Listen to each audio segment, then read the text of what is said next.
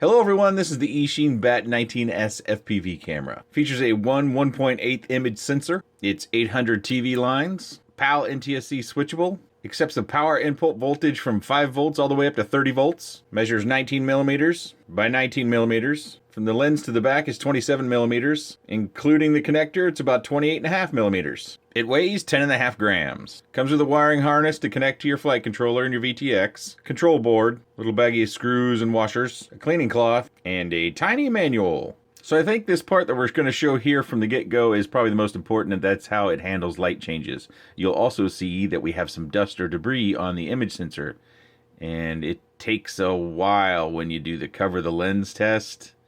I don't think I've seen a camera take this long in a long time, and you're probably thinking, oh, I'm moving on to something else. But I go ahead and I do the typical test that I've been doing.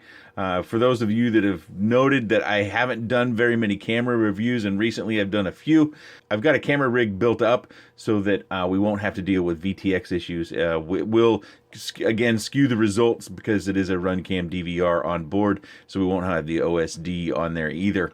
But, you know, I do these tests so that you get an idea of if you are eyeballing something like this, you'll know what you're getting yourself into. And unfortunately, I think this one, you know, it's got some quality control issues. At least my sample does. I see 2 spots, probably either on the back side of the lens or on the image sensor. And you can tell that I'm kind of looking around going, what am I seeing in the goggles here? And I keep trying some different tests. And it's not great. And sometimes it's not even really great. It's horrible, and that's just kind of the way it is. We're gonna go for a fly anyways. Most of you are probably gone by now, but we're gonna fly it around a touch over lunchtime here. It's this is actually before school got started. You know, it takes me a while to get reviews done. I go slow and I take my time. I try to enjoy the process, and I've got my 14-year-old out doing some mulching and some weeding, and we're gonna fly around here a little bit. Unfortunately, I don't see anything special about the camera so far. The image quality seems pretty good, but again, the ability to handle light changes that we did in those tests, so in the most extreme circumstances, this isn't the best performance in light handling. And that was kind of disappointing to me because it's a relatively large camera with a large sensor, and I expected more. We can see into the shadows pretty good. It's hard for me to look at this and say it's better or worse, but we go around that tree that's especially dark over at my neighbors, and we go near the flowers to see how much detail we can see. We get the red pickup so we can tell how the image sensor handles the red hue, or sometimes I guess we see a red hue. This seems to be pretty accurate as far as the color representation, in my opinion. It seems a bit over sharpened from time to time, especially when you get up closer to some of the leaves. It feels a little bit over sharpened. But we'll take a look at the settings at the end of the video. So if you're really all that interested, you'll get to see all the different settings that we can change. And we fly in the typical patterns. I go underneath the trees, I fly in the sun, I fly out and about, and we also go up and we fly around, and you can take a look to see how much fisheye you see or not. And you can really see those dirt particles when we're up there in the air, kind of circling around with the white clouds in the background, and we circle back down. I think really that's enough flight footage, don't you think? There's nothing particularly special. I guess I could be wrong. I try not to make decisions for you guys. I try to just show you, share my experience a little bit. As far as this camera goes, so far I'm unimpressed, but you may feel differently. You may agree. Let me know what you think down in the comments section down below of what you've seen either so far or before you decide to leave if you're still here. As this does tout itself as a low light camera, we're going to go ahead and take a look at it. And you already saw me wipe the lens off because the humidity is still so high. This is at about 10:30 at night. Again, no street lights, just house lights, so it's very, very dark out. And those that visit the channel, this doesn't do horrible. I've seen worse. This is in the black and white mode, and that's something that you guys asked me to do in the last couple nighttime tests, is to switch it over to black and white mode to see how it does there. And so you're not going to get color in the mode, but I thought I should show you that mode at the very least. And in this section, I'm doing a little bit more night testing. Again, it touts itself as a 0.001 lux camera, and this is in the auto or color mode. And I'm just kind of checking how it handles light again, because I notice when I move it into the garage, and those lights aren't particularly bright.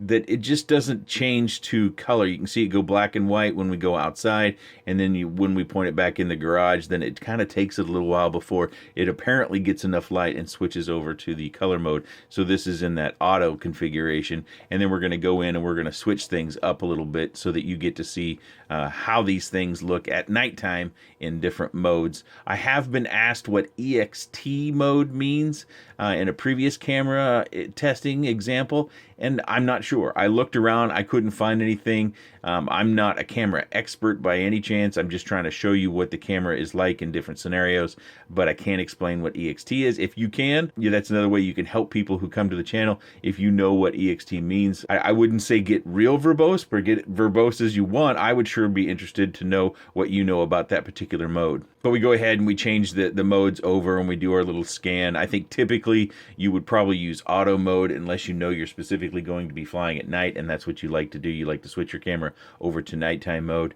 There isn't anything that I can see about this camera to really write home or brag to mom about. It's pretty average to below average to poor, and I think in this particular case, you know, I don't want to say this is wasted effort, because cases where products aren't very good, at least not very good in my opinion, that's important to show as well. We get into that EXT mode, and I can't really tell a difference. Unfortunately, as I'm fumbling around with this thing, I switched the language. Luckily, I guessed the right spot to where I can switch the languages, and I do get it back to English. Matter of fact, when I get it back to English, I kind of freeze for a second because I'm like, is that English or not? My eyes are confused. It was a little bit of a comical moment that I had with myself there.